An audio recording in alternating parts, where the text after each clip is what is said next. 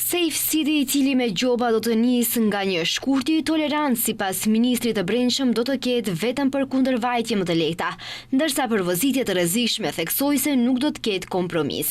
Panço Toshkovski si argument për këtë u thirr në statistikat botërore, të cilat sipas tij tregojnë për rrezikun e tejkalimit të shpejtësisë.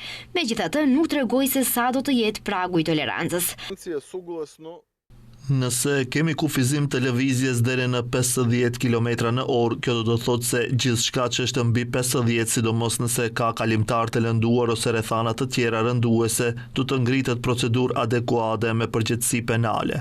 Statistikat tregojnë se gjatë një goditje me shpejtësi 60 km/h, shanset për të shpëtuar janë pothuajse minimale. Nga 10 persona, mesatarisht mbijetojnë vetëm 2.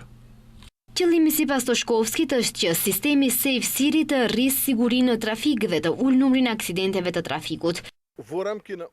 Periudha testuese tregoi se Maqedonia ka fuqi të jetë vend normal. Qytetarët e saj treguan se edhe në periudhën testuese e kuptuan dhe e ngadalsuan vozitjen në kryeqytet. U tregua se mundet ndryshe, se janë qytetarë të vërtet evropian.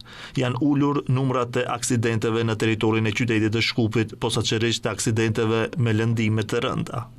Për të gjitha parregullsi që I denoncojnë qytetarët lidhur me të dhënat e tyre rreth Safe City, ai njoftoi se do të formohet një pikë ku ata mund të shkojnë dhe të rregullojnë ato probleme, ndërsa shtoi se deri më një shkurt presin që në kuvent të kalojnë të gjitha ligjet që lidhen me qytetin e sigurt.